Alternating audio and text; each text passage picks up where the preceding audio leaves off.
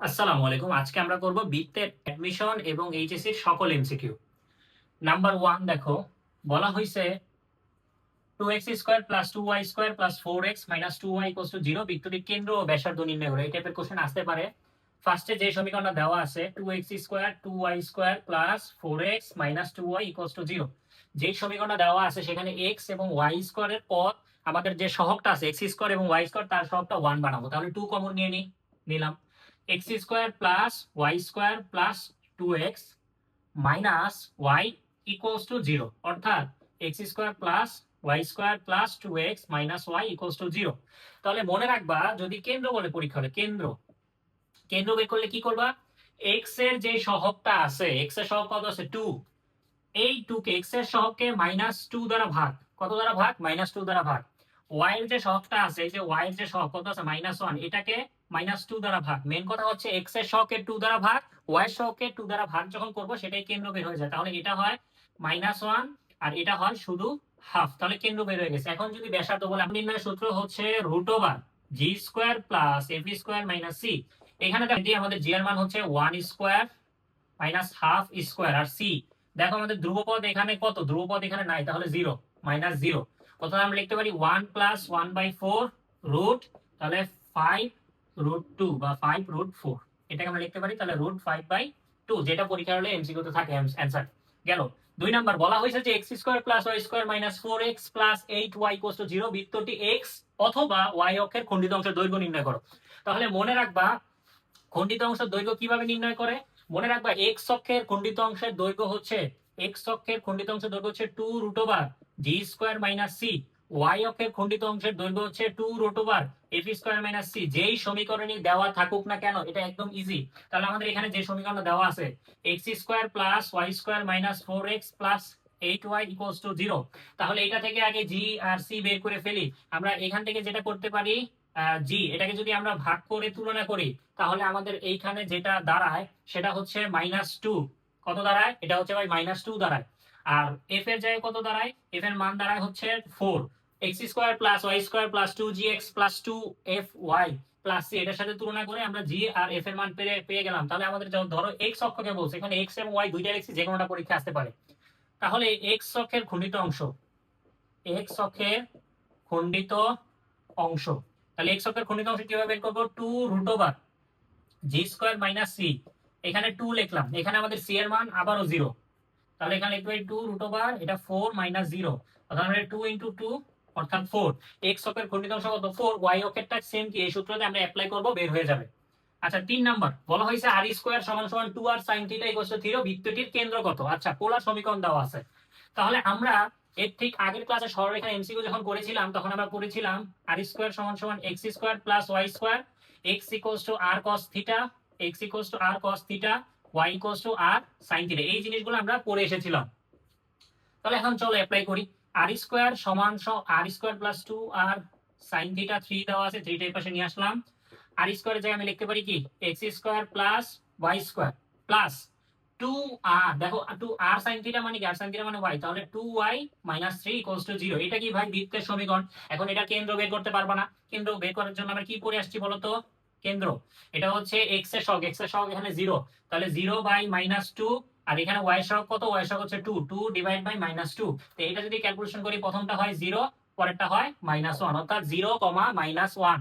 আচ্ছা, পরের কোশ্চেন দেখো, বৃত্তের কেন্দ্র দেওয়া আছে এবং ব্যাসার্ধ দেওয়া আছে, বৃত্তের সমীকরণ নির্ণয় করো। মনে রাখবা, বৃত্তের কেন্দ্র এবং ব্যাসার্ধ যদি দেওয়া থাকে, তাহলে আমাদের একটা সূত্র মনে রাখতে হবে। সেটা কি সূত্র? সেটা হচ্ছে আমাদের x - h² plus y - k² = r²।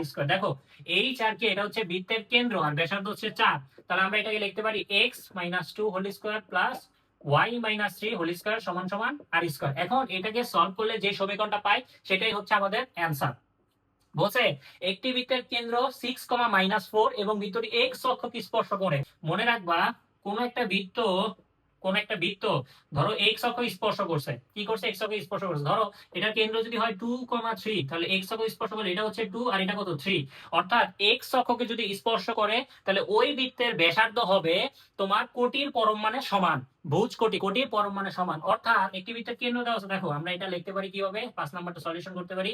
x - h, h এর মান দেওয়া আছে 6 whole square plus Y minus plus এবার আর স্কোয়ার। দেখো আমি কি বলছি, এক্স অক্ষকে স্পর্শ করলে বৃত্তের সমীকরণ, এক্স অক্ষকে যখন স্পর্শ করবে কেন্দ্রের যে কোটি আছে তার পরম মানের সমান। কেন্দ্রের কোটি আমাদের এখানে কত দেওয়া আছে, ধরো কেন্দ্রের কোটি দেওয়া আছে তোমার 6 - 4, প্রথমটা ভুজ পরেরটা কোটি, তাহলে কোটির পরম মান কি 4, তাহলে 4 স্কয়ার। এটাই হচ্ছে আমাদের অ্যান্সার। এটাকে তুমি চাইলে আরো ছোট করতে পারো, যদি এমসিকিউ তে যে অ্যান্সারটা দেওয়া থাকবে সেরকম বানিয়ে নিবা। কিভাবে, এক্স স্কয়ার মাইনাস এটা সূত্র অ্যাপ্লাই করতে হবে, 6 গুণে 12, 12x plus 36 plus Y square plus 8y plus 16 minus 16। তাহলে আমাদের অ্যান্সারটা কি দাঁড়ায় দেখো, X square plus Y square minus 12x plus 8y, এটা কাটা অর্থাৎ 36 ইকুয়ালস টু 0। তাহলে এটাই হবে সেই সমীকরণ। যদি বলে এখানে ভিতরে ওয়াই অক্ষকে স্পর্শ করছে, ওয়াই অক্ষ যদি স্পর্শ করে তাহলে কেন্দ্রের যে ভুজটা আছে সেই ভুজের পরম মানের সমানই হবে ব্যাসার্ধ। ক্লিয়ার? খুবই ইম্পর্টেন্ট এমসিকিউর জন্য। কেন্দ্র এত, বৃত্তটি এত রেখাকে স্পর্শ করলে বৃত্তের সমীকরণ নির্ণয় করো। বলা হয়েছে কেন্দ্র 2,3 এবং বৃত্তটি 3x প্লাস 4y। দেখো যদি কেন্দ্র দেওয়া থাকে কি করতে পারি আমরা, কেন্দ্র মনে রাখবা এ হলো একটা বৃত্ত, এই বৃত্তকে যদি একটা রেখা স্পর্শ করে, একটাও করতে পারে দুইটাও করতে পারে, তাহলে মনে রাখবা ওই বৃত্তর যে ব্যাসার্ধ সেই ব্যাসার্ধটা হচ্ছে এইখান থেকে কেন্দ্র থেকে এই রেখার দূরত্বের সমান, অর্থাৎ আর ইকুয়ালস টু কি ডি। বৃত্তের কেন্দ্র থেকে কোন একটা রেখার দূরত্ব যদি ব্যাসার্ধের সমান হয় তাহলে ওই রেখাটা ওই বৃত্তের একটা স্পর্শক হবে। তাহলে এখন আমরা কি করতে, দেখো কেন্দ্র দেওয়া আছে, তাহলে আমি সহজেই লিখতে পারি x minus h whole square plus Y minus k whole square সমান আর স্কোয়ার। এখন আর তো যাই না, কিন্তু আমি লিখছি বৃত্তকে স্পর্শ করার শর্ত কি আর ইকুয়ালস টু ডি হবে। ডি বের করার ওয়ে কি, ডি বের করার ওয়ে হচ্ছে যে কেন্দ্রটা দেওয়া আছে সেই কেন্দ্রটা এটার ভিতরে বসাবা। 3 into 2 plus 4 into 3 plus 7 divided by X এর সহগ স্কোয়ার প্লাস ওয়াই এর সহগ স্কোয়ার। তাহলে এটা যদি আমরা করি, দেখো 3 দুগুণে 6, 3 4 12 plus 7 divided by 5, 25 divide by 5, তাহলে 5 কত হইতেছে 5, তাহলে এটা কি 5 স্কোয়ার। শেষ। এটাকে আগের মতো সমাধান করলে আমাদের অ্যান্সারটা চলে আসবে। গেল। আচ্ছা 6 7 6 6 12 13, ঠিক আছে। আচ্ছা এবার হচ্ছে 7 নাম্বার। বলা হয়েছে খুবই ইম্পর্টেন্ট 7 নাম্বারটা, 3x - 4y + 4 এবং এত সরলরেখা দ্বয় একই বৃত্তকে স্পর্শ করলে। দেখো এটা যদি একটা বৃত্ত হয়, হইলো একটা বৃত্ত, তাহলে এখন এই বৃত্তটা ধরো এটাকে স্পর্শ করছে, কি করছে স্পর্শ করছে, তাহলে 3x - 4y + 4 = 0। এবং এটা একটা স্পর্শক। আমি বলতে পারি যে ভাই এদিকে আঁকবো এদিকে আঁকবো নাকি উপরে আঁকবো। দেখো তো এই রেখাটা আর এই রেখাটি পরস্পর সমান্তরাল রেখা নাকি। দেখো এখান থেকে যে উপর থেকে যদি 2 কমন নেই আমরা, তাহলে 3x - 4y আর -7/2, অর্থাৎ এতটুক সহগ আর এতটুক কি সেম যদি 2 কমন নেই, অর্থাৎ এই দুটো সমান্তরাল রেখা। তাহলে আমার এইটুক যদি হয় 3x - 4y + 4, তাহলে এতটুক কত হবে ভাই, এতটুক হবে তোমার 6x - 8y - 7। গেল। তাহলে এখন আমি যেটা করতে পারি এইটা, এখন আমাদের কোনো ডাটাই দেওয়া নেই, কিন্তু আমরা সরলরেখায় আগের যে ভিডিওটা আছে সেখানে এই ম্যাথটা দেখবা একটা সমান্তরাল রেখা থেকে আরেকটা সমান্তরাল রেখা নির্ণয় দূরত্ব কি পড়ছিলাম আমরা, ফার্স্ট অফ অল সবগুলো চেঞ্জ করতে হবে। চেঞ্জ করলে এখানে হয় 3x - 4y - 7/2 = 0। অর্থাৎ আমি যেটা করতে পারি ডি বের করব, সবার প্রথমে এটা থেকে এটা দূরত্ব বের করব। এটা থেকে এটা দূরত্ব যদি বের করি মডুলাস দেওয়ার পরে সমান্তরাল রেখা দ্বয়ের যে ধ্রুবপদ তাদের বিয়োগফলটা উপরে লিখবো, তাহলে 4 মাইনাস এখানে আছে 7/2 প্লাস হয়ে যাবে √ x এর সহগ স্কয়ার প্লাস y এর সহগ স্কয়ার। তাহলে আমাদের এটা কত হয়, তোমার লসাগু করলে হয় 2, 8 + 7 আর এটা হয় 5। তাহলে এটা কত হয় 15 ডিভাইডেড বাই 2 আর উপরে হচ্ছে 5। তাহলে এটা লিখতে পারি 15 = 15 2 × 5, তাহলে 3 5 15, তাহলে 3/2। দেখো এটা কি বেড়ে গেল, এইটা যেটা বেড়ে এলো সেটা হচ্ছে এইখান থেকে এই দূরত্ব, তো এইখান থেকে এই দূরত্ব পরীক্ষা যদি চাইতো ব্যাস, তাহলে ব্যাস বের হতো। ব্যাস আমরা কি করতে পারি, ব্যাসকে যখন অর্ধেক করবো সেটাই ব্যাসার্ধ বের হয়ে যাবে। অর্থাৎ 3/2 কে যখন আমরা 2 দ্বারা ভাগ করব অর্থাৎ 3/4, এটা হিসেবে কি ব্যাসার্ধ। খুবই সিম্পল ম্যাটার। তোমরা অবশ্যই সরলরেখার ভিডিও ক্লাসটা করে আসবা। এবার হচ্ছে 8 নাম্বার।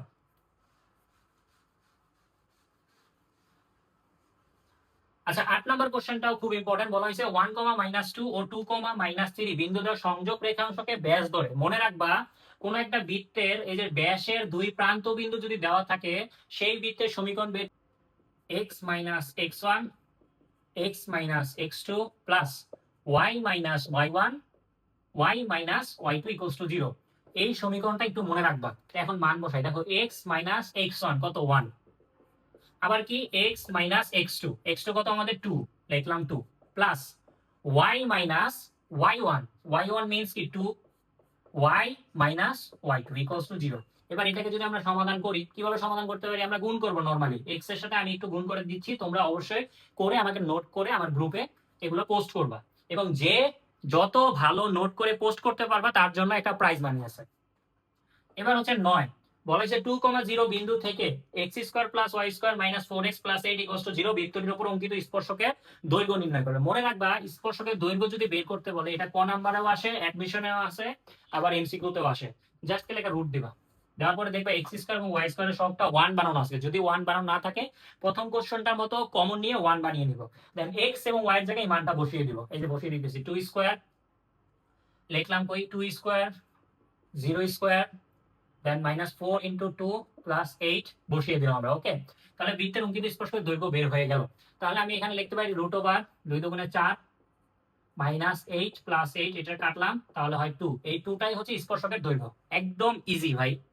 তারপর হচ্ছে 10 নাম্বার, বলা হয়েছে এ হলো একটা বৃত্ত এবং এই হলো আরেকটা বৃত্ত, বৃত্তদ্বয় সাধারণ জ্যায়ের সমীকরণ নির্ণয় করো। অর্থাৎ এ হলো একটা বৃত্ত, এই হলো আরেকটা বৃত্ত, এই যে একটা সাধারণ জ্যায় আছে না, সেই জ্যায়ের সমীকরণ। মনে রাখবা, দুইটা বৃত্তের যে সমীকরণ আছে তাদের বিয়োগফলই হচ্ছে সাধারণ বৃত্তের সমীকরণ। অর্থাৎ আমি প্রথম বৃত্তটা লিখবো, এই যে X square plus Y square minus 2x plus 3y minus 18 লিখলাম, মাইনাস দিব, তারপরে এটা পুরোটা মাইনাস করে দিব। X square plus Y square minus 5x plus 6y minus 15 equals to 0। X square plus Y square minus 2x plus 3y minus 18 minus X square minus Y square minus আছে plus 5x minus 6y, তারপরে plus 15 equals to 0। মনে রাখবা, আমি bracket bracket use করে তোমাদের বোঝানোর জন্য just খালি করতেছি। আমি ব্র্যাকেট ইউজ করতেছি তোমাদের বোঝানোর জন্য। তোমরা যখন এগুলা এক্সপার্ট হয়ে যাবা, তখন দেখবে এগুলো ইজিলি করতে পারতো তুমি, তোমাদের টাইম আর কম লাগবে। এক্স স্কোয়ার কাটা, ওয়াই স্কোয়ার কাটা, এখানে আছে 2x, এখানে আছে 5x, হয়ে যাবে কত 3x। এখানে আছে 3y, এখানে আছে 5y, হয়ে যাবে কত 8y।